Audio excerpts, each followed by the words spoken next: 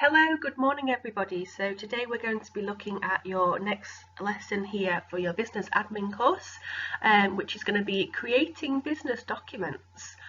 So yesterday you should have built your business and got some ideas together on what it's going to cost you, and at the very end there put some sort of either flyer or maybe a web page together. Some of you were thinking about doing social media as well.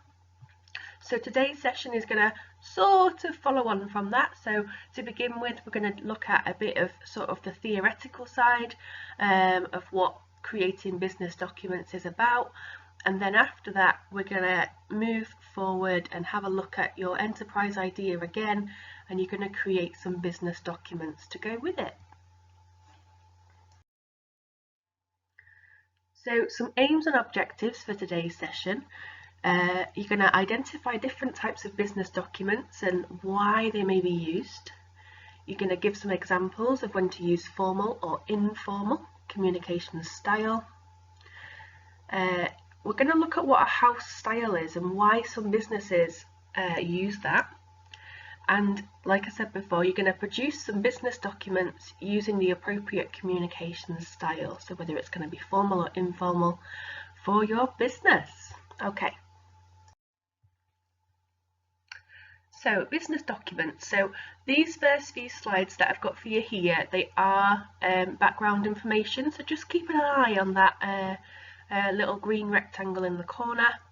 I do think that this information is important for you. It's crucial for moving forward when when you're working in business admin, because it's about how you're using these documents effectively before we actually look at what they are. So when we think about business documents, effective communication is obviously an important part of your business. You're not going to have a very good business if you've not got communication that is effective. Okay, business documents will be communicated both internally and externally. So sometimes they'll go to your colleagues, but sometimes they'll go to your customers. So you need to be able to choose how to send those documents and which documents to use for your business, or for any business that you're working for, of course. So some business documents are used to give instructions, such as to your colleagues. Some business documents are to attract new customers, and some may be to confirm agreements with your suppliers, your contractors. We're going to look at the different purposes later in this session. So just a couple of key terms for you here, if you're not sure what we're talking about. So business documents, that means documents that are either paper or electronic, so by computer. Business documents can be used for a variety of different purposes, but in order for any document to be useful, you've got to make sure that it is checked for accuracy. You know, if you've got the wrong date on there, the wrong time on there, the wrong items on there, the wrong price, they're not going to be effective. But also you've got to think about how your company looks. Do you want it to be spell checked and grammar checked and things? Yes, you do. And then the purpose of each document, what do we mean by that? So each type of document performs a specific function. Okay, so each document will do something differently to another. There is a reason for all of these documents. So therefore it is important that you use the correct document for the correct process to work effectively. So we're going to have a look at some ways to send these documents now. So businesses send documents in a variety of different ways. So I've put some delivery options here at the bottom. So we've got letter, memo, emails, faxes. Okay, so let's just have a look at what some of those terms mean. So I've given you a bit of an example here. Don't worry if you can't read the letter itself. It was more just so you've got an image of the layout. So letters we're sort of most familiar with. We all get letters from time to time, be it from, Universal Credit, your water supplier, there are a variety of places, banks and things. So they can be formal. They can obviously be informal as well. If you were to write to your sort of great auntie or something like that, then it would be more informal. But in terms of business use, they are formal. So letters are used to communicate with people and organisations outside of your business. So in that case, if you are communicating with your customers and with your suppliers, you need to think about the image that you're sending to those different organisations. So letters are sent for a variety of reasons. So there's a few down there at the bottom. So it could be to advise a business, a customer, a supplier that something has happened or is about to happen. Or it could be to confirm and agree different contracts that perhaps have been set up for the new year. And again, this is just some background information here. So some more background information, memos. Memos are still around. Not every workplace will use them, but if you join a workplace that uses them, it's going to be useful for you to have some background knowledge on that. So again, I've got a picture of one here, more to show the layout. So the full name of a memo is a memorandum. It's a document used internally. So it's normally to inform your employees about something that's happening. So like on the memo here, I'm not sure how well you can see that, but it tells the staff that the kitchen is going to be under construction. So they've sent that out as a memo to let their employees know. They're not usually written in the same formal manner as a letter, but they do generally follow that sort of template that you can see there. Obviously every business could have their own different templates, but generally speaking that's the one that I'm sort of most familiar with. Emails, so we're all equipped on our emails. We've all been sending emails to each other during this course, so it is a very popular form of sending information to one another. You can send a lot of information at once. It's quicker than letters. It's going to be received. It's the most common sort of business method out there really as well. You can communicate to almost anybody on there, can't you? So your customers, your suppliers, your colleagues, and any other business contacts that you need to get hold of. So when we're thinking about communication styles and whether we're going to speak formally or informally, you can sort of swap and change that in your style depending on who you're writing to. So for example, when I'm writing from my business, if I was to sort of, perhaps speak to one of your advisors from Manchester Growth, I would speak formally on that email. Whereas if I was speaking to my colleague on the email, I would speak more informally depending on what we're talking about. If she was to send me an email saying, I had a text message from blah blah blah to say that he's poorly and he can't come in today, I would just put back, thanks for letting me know, and that would suffice. Whereas if it was from somebody outside of my organisation, I would write, dear, as it says on there, Mr. Blankenship, thank you for informing me that XXX is not attending today. Do let me know when this person can be attending. Kind regards, Michaela. It would be a much longer response. So you do just naturally adapt your style to who you're sending these documents to. The next one here is faxes. So faxes were very, very popular before emails were sort of widely used and around. The NHS do still use faxes, although the Health Secretary this year has promised that they will be removed by the end of 2020. So watch this space closely. I don't know of any other workplaces that still use fax. We don't have a fax machine in our office, but I wanted to put this in there because there will still be workplaces that use them because they may find that they are sort of a more efficient way. If you are trying to scan a document from your a sort of large printer in the office to your computer, you sometimes have to do that and rely on the internet, and if you don't have a solid internet connection in the office one day, then you've lost your means of communication. So a fax could be quite a nice backup for you, but it depends if they have a machine and if it's online, I guess. So faxes were used quite commonly for, like I said, the NHS, and they still are. You can send the exact copy of a document that's handwritten to another person in a different place. So you just pop it in the top of the machine, dial the number that you want to send it to, it makes some funny beeping noises and a bit of and then off it goes. It just slides it through, reads it, and it pops out the other end. Magic. But emails are much more efficient, of course.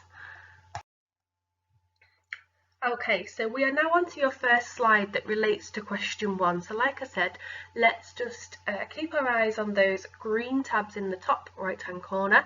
So that before was just a bit of background information, because if you are working with business documents, in order to be effective, you need to know how to send different documents and the different types of communication methods that are out there. And I don't want you going into an office environment and your boss saying, "Oh, can you just pop a memo out?" and you thinking, "Oh, I don't really know what that is." Or you know, perhaps some of the younger ones of you that are on the course that had heard of a fax machine, but you're not really sure what it does. It just to give you more of an awareness. Obviously, I can't physically teach you because we are remotely working, but you've got a bit more awareness there. Okay, so let's start with the information relating to question 1. Okay, so business documents. There are lots and lots and lots of different business documents, and some businesses may use different documents to the ones that I'm covering, but I just want to give you an overview of the sort of most common business documents that are out there. Every document has a very specific purpose. That's why you're going to use it for the purpose that you're giving it. So we're going to have a look at the most common types that you're likely to come across when you're working in admin. So the first one is an agenda. Then we've got minutes, promotional flyers, order forms, delivery notes, social media calendars, and timesheets. So the first business document we're going to have a look at is an agenda. So if you're not sure what an agenda is, it looks a little bit like the picture on the right hand side there. Don't worry too much if you can't read that. It's not to read, it's just so you can see the layout, so you can sort of identify it in the workplace. An agenda is a document that's used to advise workers what is going to be discussed during a meeting. Okay. So when you have a team meeting scheduled, you'll get an email sent out to you, and that email is usually has an attachment of an agenda, and then you can print out that agenda and sort of tick off as you go through what's been covered. And so let's just have a look at what is normally involved in an agenda.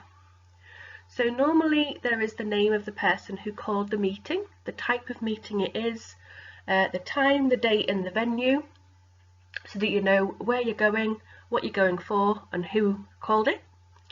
Then there's a list of people who are attending. After the list of who are attending, there will be a list of people who can't attend. But rather than saying people who can't attend, they call it apologies. So if you cannot attend the meeting, you reply and say, "I must send my apologies, I cannot make it." The first point on the agenda is always about matters that are from a previous meeting. So if there is something that happened prior to this in a previous meeting where you said, right, we'll pick this up in our next meeting, that'll be your first discussion point. So it should be some actions that have been taken place by people who they were given to. The next point on the agenda is the items to be discussed. So it's normally in sort of a list format. Again, sort of bullet pointed down the middle, where, you know, all of those points that your manager or your supervisor wants to be discussed will be listed. You'll then see a section called AOB, any other business. So it could be that you have a point that you'd like to raise that you didn't get to sort of put in the agenda items to be discussed. So perhaps it's that, I don't know, the tap's leaking in the kitchen and it needs to be sorted, and you know, because you sit next to it and it's annoying, or something like that. Or it could be something obviously much more important. And then at the very bottom you'll say, right, we need to convene again, we need to meet again, let's think about a date that everybody can do. It's going to be on this date at this time, and then obviously the next agenda will be sent out with matters that arose from this meeting as a point. So many businesses do use agendas. It keeps the team meetings on track. So a business meeting without an agenda can end up just sort of going around in circles a bit. So at least if you've got a list of points that are being discussed, once everybody is happy that that point has been finished, you can move on to the next point. So having that structure in place really does work. In our office, I work in a team of, I think there's about 7 of us, but because we all work separately, because we don't see each other, our team meetings, if we didn't have an agenda, I think we could just go on all day and we wouldn't get anything else done. So having that agenda in place, it really keeps the structure going. It really helps us. We're just a bit lonely, we don't see each other enough, I think. The next one we're looking at here is minutes. Okay, so you may have heard of minutes, you may not have done. Okay, so again, I've got a picture of some minutes for you there. So a bit of sort of how they're laid out. So they're always a formal document. They are a formal record of as to what has been discussed at that meeting. So what normally happens is a third party, so someone like a secretary or somebody separate from your team, will be asked to attend the meeting and sort of sit, you know, at the end of the desk or perhaps on a different desk, and they'll write up what is happening during that meeting, so what is being discussed. So writing minutes, people generally write them by hand, sort of, you know, very quickly. I was saying sort of, you know, because I'm thinking, you know, when I've wrote minutes in the past, they've been very scruffy, but as long as you can read your own writing, that's the main point here. So you're going to write down what's happening, what's being discussed, and then you need to form it into this document afterwards. So you need to be able to understand what you've written. Many secretaries will use shorthand, so there's some symbols for things like therefore. I think I can draw on here. I don't know if you can see that. I think that's therefore. Yeah. So that can help you to, when you are writing up these minutes as well, because then you understand your own sort of code in a way. So minutes are then sent to the people who attended the meeting. So minutes can be recorded for a variety of different reasons. It could be that you are writing the minutes because somebody is getting disciplined in the HR office. It could be that there's a team meeting about redundancies. Or it could just be, you know, an annual meeting for the chairman of a golf club. I don't know. But either way, if they're asking you to take minutes, they need to be formal.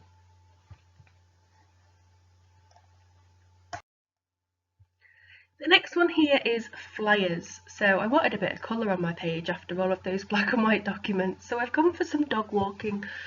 Just to keep it sort of simple. I thought it was quite a nice little flyer there with a little pause at the bottom. We love walking and we love dogs. Professional, friendly, affordable. I'm sold. So promotional flyers, so they are used to advertise a product, a service or event. So we looked at promotional flyers yesterday as part of your enterprise unit. Flyers come in designs, sizes, different designs and sizes, but they're usually bold and they're usually nice and colourful. They need to stand out. You need to grab that customer's attention. They can contain your logos and images of what is being advertised as well. Again, it just adds value to what you are trying to promote. When we looked at these promotional flyers yesterday, so you were completing them as part of your enterprise unit, we were looking at things like slogans as well, so the slogan at the top there. Yeah, it's just a nice piece of information to see, isn't it, about a product or service. But again, because dog walking is an informal sort of job, they've communicated it quite informally. So I walk dogs, giving them exercise, and you know, you can see the whole advert is quite fun. Whereas, you know, perhaps if you are selling, I don't know, something more serious, like, I don't know, funeral packages or something, you know, you perhaps, you know, you need to change your communication style to match your business.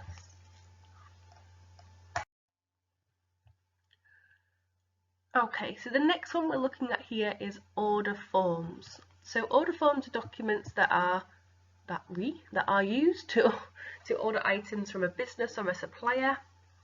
They're usually sent via email. You can obviously get an order form, you know, through like a catalogue and things. I know, like my granny, she gets order forms from like magazines and catalogues and things because she doesn't use the internet. So they're laid out in a very clear manner so people can understand them at the other end. You want that customer to be able to fill it in as to what they are ordering, or your supplier, or your maybe someone is buying lots and lots of items from you to sell at their business. You need it to be clear so that they can fill it in correctly, because it's going to take less time to rectify. So I've got you a bit of an example over here. So fizzy jams for a fit of you. So you can see on there that they've got sort of different boxes, different sections to fill in. Don't worry about reading the wording. It's just an example of how it could be laid out. So they're going to be sort of very clearly written. You're going to have the address of your supplier, the date of order, the order number, the description of the item code, the quantity of the items that are needed, how much they cost, the total cost of the order, the VAT, and the total cost without the VAT. So the reason we do it as a total cost without VAT as well is because businesses need to know their cost price. So if they're able to claim that VAT back, they know how much they've sort of spent there. The next one sort of follows on quite nicely from that. So this is delivery notes. So delivery notes are documents that are usually attached to an item when it is in the process of being delivered. So if you were to get delivery of like a piece of furniture, say like, I don't know, a new bed or a washing machine, you're going to get a delivery note in your package to tell you about what the package contains. It's also a useful document for warehouse workers, so they can check off items that have been sent against what's in the package. So warehouse workers will use this as sort of their like pick sheet, they call them, picking note, I think. At the bottom of here, you are signing for your delivery, so you're saying that you're receiving these items in good condition. I know sometimes couriers don't give you very long to check the items, so the reason I started with the bed was because I took delivery of a bed, it's a couple of years ago now, and everything looked absolutely fine, but when we took it out of the box it was damaged, and they said, oh, did you not check it on delivery? But it had gone to the DPD depot and we had to pick it up, so no. Yeah, it is difficult, but you know, it's good for the, you know, on the business side of it, to know that things have been delivered and that you know the customer said they're in good condition from their perspective. So we got a new bed, by the way. They sent us another one. The next one we're looking at here, social media calendars. Okay, so we've looked at social media last week, so we wanted to continue with that theme because it is very current. It's, you know, it's the way forward, isn't it? So social media calendars, what are they? So they are marketing content calendars. So I've put a picture of one here which is nice and colourful. So they've got down the left hand side Facebook, Twitter, Pinterest, LinkedIn, Instagram, YouTube, Vine, that's where you do short videos, SlideShare is PowerPoints, and Snapchat, obviously we looked at that a bit last week as well. So, and then on the top there they've got the different days of the week, so Monday all the way through to Sunday. And then they've got some blank boxes there so they can fill out what they want to post on their Facebook, what they wish to post on their Twitter, their Snapchat, throughout the different days of the week.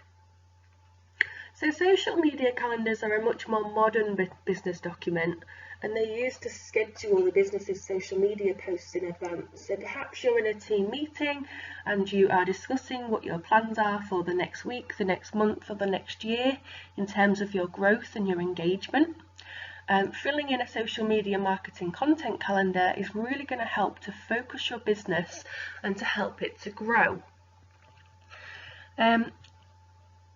Because you are looking to maximize your engagement, so maximize your customer reach, it totally makes sense to use a social media calendar to try and maximize that. Rather than just sort of thinking, oh, today I might post about, what day is it? It's Wednesday. I could post Happy Wednesday. We need to plan ahead, you know, like Friday this week, it's VE Day. I imagine on social media we'll see lots and lots of things about VE Day. Businesses will be working to show their appreciation and to show their customers that they are celebrating it as well. And obviously these posts can be scheduled, so you don't actually have to be in the workplace to post them at that exact time. You can schedule it so that at 10 o'clock on Friday, businesses will automatically post these out because they'll be set up to do so.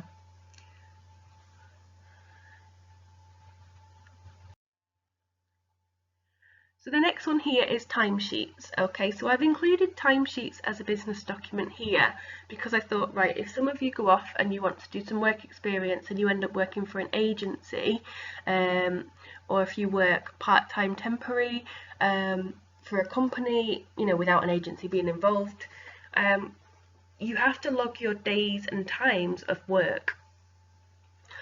So we have a chap working with us who works as a teaching assistant, and he works, he has core hours, Tuesday, Wednesday, Thursday, I think a Monday as well. No, Tuesday, Wednesday, Thursday, Friday, usually. Anyway, but obviously if a student needed more help for an hour, or if he was called into the office on a day that he's not usually working, like the Monday for example, then obviously he needs to be able to claim that time. So he uses a timesheet because he is a part-time member of staff, so he uses it to log his core hours and any external hours that he does from those as well. So if you do end up working in for a business where you are filling in a timesheet, you need to sort of understand the layout of it. Some of you may have used these before, some of you may be completely unfamiliar with them. So the document is used by normally temporary staff members to log their days and times of their work. The document then goes to the accounts department so the wages can be processed, so you can turn your hours into money. The document requires information like the dates, the days and the times of the work that you're doing, the employees' names so they know who they're paying, where they work, and maybe something about what their duties are. So like, you know, with the chap that I'm talking about, perhaps if he puts an hour on a Monday, he needs to include in there what that was, so team meeting, for example.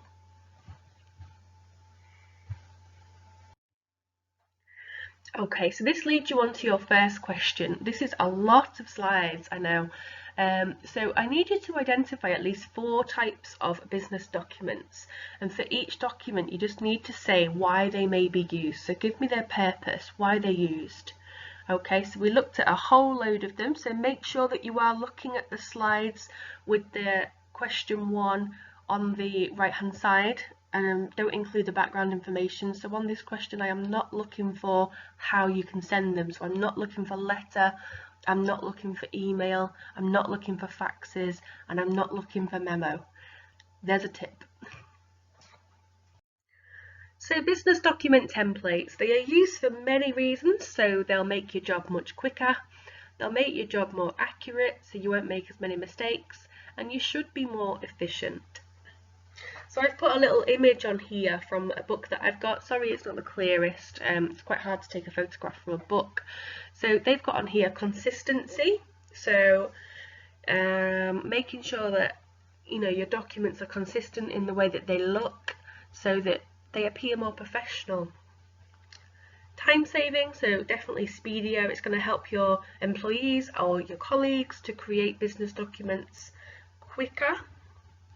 And the last one there is clarity. So templates can make sure that all information that is needed, all important information, is there, it's included. So templates. If you're not aware what a template is, so it is sort of the body of the document that you're going to be creating. So for example, on an invoice, it'll be the table that's already been set up for you.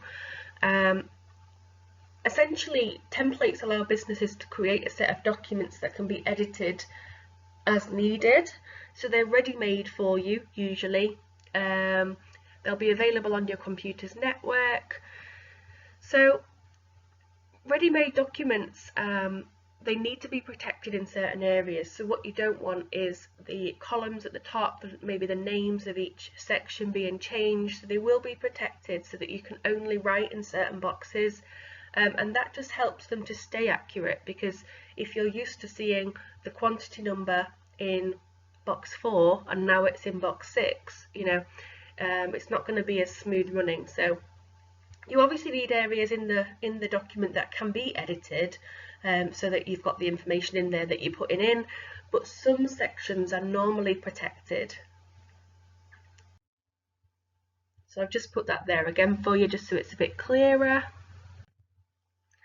So I'd like you to this time state, so remember to use sentences here, state why templates are used for some business documents. So if you can do 2 to 3 sentences to develop a paragraph there, and tell me why templates are useful. Okay, so I've talked about formal and informal communication already. Quite a bit when we were looking at those business documents and how to send them and things, but it is so important to understand when it is appropriate to use informal communication and when it is appropriate to use formal communication. So just for a bit of context, what is the difference in these two communication styles when we talk about business documents? So informal communication is communication that uses everyday language, and it's usually not kept on record for future reference, whereas formal communication uses professional language and there'll be a record kept for future reference. So when we think about formal and informal communication, you need to think about how different stakeholders will be expected to be addressed in different ways. So if you're not familiar with what a stakeholder is, so it's anyone with some form of interest in the business who stands to lose if it's run badly. So it could be a supplier, where you're getting your materials from. It could be a customer who buys lots and lots of products from you to sell at their business. You could be their supplier. So an example here, so an employee would use formal language when writing a letter to a senior manager who works for another business, but they may use informal language when they're communicating with a colleague via email. So the general rule of thumb is that you would use formal language when you communicate with people outside of your company, and you would use formal language because it presents a professional image of your company. But not only will you use formal language when you're speaking to people outside of your company, you'll use it when you're speaking to someone senior in your organisation. Managers don't have a lot of time, senior managers don't have a lot of time to listen to the sort of ins and outs of different things, so they need you to be concise and clear with the information that you're giving. If you're giving them information on finances, for example, they're going to want to know that quickly, concisely and clearly. They're not going to want to sit and listen to the reasons behind why you've not met your sales target necessarily. So I've got another diagram for you here, so formal communication versus informal communication. So if you have a look at the different arrows here, you can see where they're pointing to. So let's start with formal communication. So when should you use formal communication? With external customers, with senior managers, when you're confirming a payment, and when you're dealing with customers' queries. When should you use informal communication? So when you're talking to your peers in the same department, and when you're talking to the team members for social purposes. So if you go for a drink after work, you know, perhaps your senior manager comes for a drink and they're fine with you doing that when you're in a social environment, but when it's in the office, they want it formal. They might not come for a drink, who knows? Okay, so I'd like you to give at least 2 examples of when to use formal communication. It should say and at least 2 examples of when to use informal communication, so please ignore the or. I'll remove that in a moment.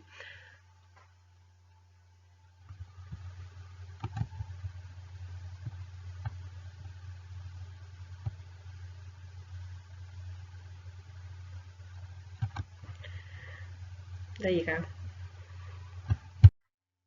So the next question here is about a house style, or the next slide here I should say, is about house style for business documents. So what is it? What is a house style? So a house style is a set of guidelines produced by a business for the appearance of its documents. So when we think about a house style, it may be that you have certain rules on how the company's logos should be used. Some companies also tell you which fonts you're allowed to use on your email and on different documents. And there may be some notes on how employees should spell certain words. So perhaps you've got, I don't know, a company phrase that you use and it is spelt, you know, in a different way for part of the house style of the business. I've worked for a place before where we were allowed to use the logo. They didn't mind us using the logo on documents that relate to the business. Some companies will not let you touch the logo. They say no, not without written permission from the managers. With regards to fonts, I worked for a company where they wanted us to use size 12 Times New Roman in all of our emails. I personally hate that font. I find it hard to read. It's not the most accessible font in terms of people with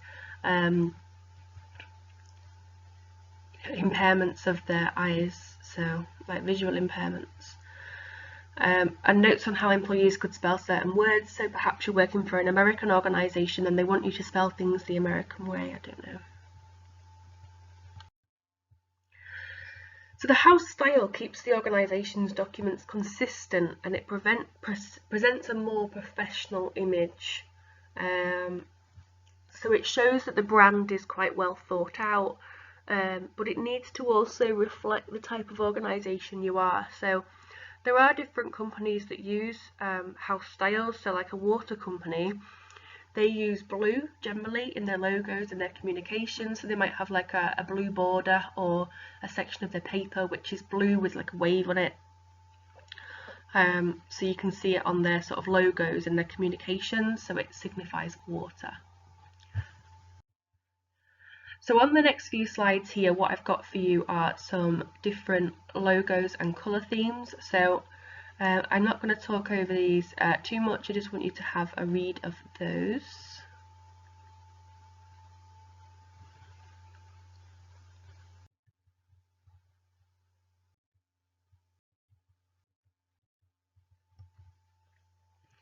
So house style for business documents. So just remember that although we've looked at colours there, house style is much more than just colour. It's guidelines produced by a business for the appearance of its documents. So it's, used to present information consistently, and businesses make decisions about fonts, colours, logos, and many more. So it could be the rules for how the company logo can be used. It could be the type of fonts that you have to use in your documents, and it could be the way that you spell certain words. So like I talked about Americanisms there as well. So part of the house style will be ensuring that the writing is appropriate within the document. So firstly, you need to be able to select the correct document to communicate the type of message you're trying to get across. And then you need to make sure that you've got the correct spelling, punctuation and grammar, but also the correct opening and complementary close for the business. And we're going to have a look at that in a moment. So your house style, when you are opening and closing a document or a letter or an email, there may be times when you know the name and the title of the person that you're writing to, and there may be times where you do not know who you're writing to, and there are some different rules. Some of you may be more familiar than others with this. It's to do with sort of English grammar here. So as a rule of thumb, and this is particularly useful if you're going to go ahead and do your English functional skills at level 2, because you have to write a formal letter. So make note of this if you are doing that. So if you know the individual's name and or their title, the appropriate greeting, so the appropriate opening for this is, either Dear Jane or Dear Mrs. Smith. And the appropriate closing for this, so the complimentary close as it's called, is yours sincerely. So you can be sincere. If you don't know the individual's name that you're writing to, so perhaps it's a new person that your business hasn't dealt with before, that's where you use Dear Sir or Madam. And your complimentary close there is yours faithfully. So you have to be faithful that they will respond. You have to have faith in that. How I used to teach this when I used to teach English functional skills is you can't have a double S, so you can't be sincere to a sir. Just try and remember it that way if you can. So house style for business documents, things to avoid when you're writing business communications. So you need to avoid using slang and text. You need to avoid using abbreviations and jargon. You need to avoid spelling mistakes. I personally hate it when people spell my name wrong because it's written in my email address. If you've written it right from my email address, how can you write Dear Michaela and get the A and the E the wrong way around? It's these things. People may be unfamiliar with my name and that's fine, but they need to double check their spelling. And lastly, just do not be rude. If you are writing a business communication and you are using any of these, especially if you are rude, you're perhaps going to lose custom, lose business, lose money. So I'd like you to state why some businesses adopt a house style for certain documents. So in your answer, what I would like you to do is to begin by showing your understanding of what a house style is. So tell me what a house style includes, and then the purpose of the house style. So by having a house style, what are they either making better or what are they trying to avoid? So you need to be able to produce business documents accurately. So it is important that all business documents are prepared accurately. So there are a number of simple ways that you can make sure that your documents are accurate and professional. So you could get somebody else to check. So you could get a colleague or your supervisor to check your work. They can look for things like spelling mistakes and clarity. So clarity being, is it clear? Is it clear what you're saying? Could it be written in a different way? Make sure that your spell checker is set up correctly on your computer. So you don't want it set to US unless your company specifically want you to. You need it set to UK English so that your spellings are correct. you need to use a dictionary. If you're not ever so comfortable with spelling, you need to use a dictionary. You need to try and improve your spelling, because your writing is being represented by a business, and it needs to be accurate and it needs to be professional. If you keep your sentences quite short and quite simple, number one, they're a lot clearer to be understood by the person on the receiving end of your letter or your email, but also short sentences and simple sentences are probably less likely to have grammar issues. Number 5, use templates where possible, as they reduce the chance of mistakes. So if you've got a template set up and it's already got all the headers in place and you just need to write in the sections that are unprotected, so the places where you can write, then all of those sections that are protected are going to do some of the work for you. So for your next question, I've got you a proofreading activity. So I'd like you to read the letter carefully. This is on your work booklet as well, it's a bit bigger on there. And I want you to look for errors and then rewrite that letter with no errors. Okay. So when you're rewriting it, don't worry too much about including the addresses in the same layout and things at the top. What I'm more looking at is the body of the letter. So from sort of, below the date, Dear Mrs. Jonah, I want to see from there down more to do with your spelling and your grammar than it is to do with the layout of the addresses and things. So like I said before, you've got this letter in here in your work booklet already, so you can have a look at it on there so it's a bit bigger for you. I want you to read the letter and find any errors within it, and then rewrite the body of the letter without the addresses and the date, without any errors. And I will be checking that for accuracy, so please do make sure that you do that properly. Okay, so when you are producing business documents accurately, you need to remember a couple of things. So your business uses documents to give people an impression of the business that sent those documents. So you need to check your work to make sure it is accurate and professional. The reason I said that again is because you are now going to produce some business documents. So you're going to create 2 business documents for your business idea that you created in your enterprise session yesterday. You must check these documents for accuracy. Okay, so you've got to choose 2 from the list below. So promotional flyers, order forms, delivery notes, social media calendars and timesheets. So I need 2 different documents to what you did yesterday. So if you did a website yesterday, you can do a promotional flyer today. If you did a promotional flyer yesterday, you can't use the same one again today. Okay, so some of you are going to start saying to me, Michaela, I can't do that on the computer. I don't know how to do it. I can't put a table in. I cannot teach you IT skills from a distance. It's going to be very difficult. So instead, what I would like you to do is to draw them out by hand and take a photograph of your evidence. So if you don't have a ruler, use anything that's got a straight edge. So it could be like a book, a magazine, a placemat. I'm sat at my dining table writing this, you can tell.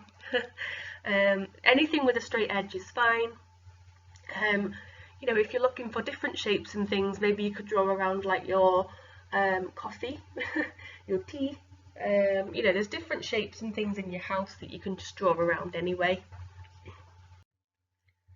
So I've got some examples of some business documents here. So Kayla's Cookery that you saw yesterday, I have created a business document for Kayla's Cookery. So I've created a social media calendar.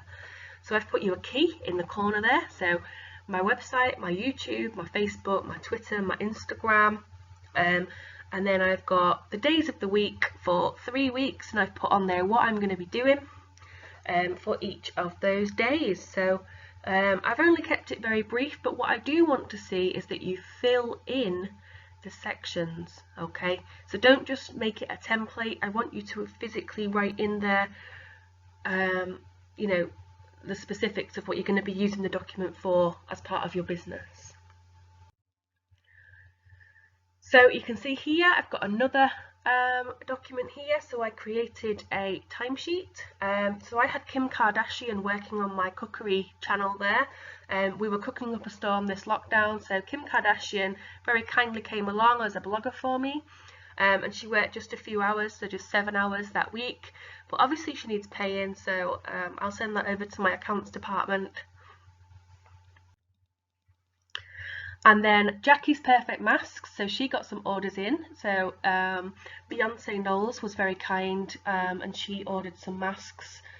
So she got 2 blue dinosaur green background prints for children's masks there.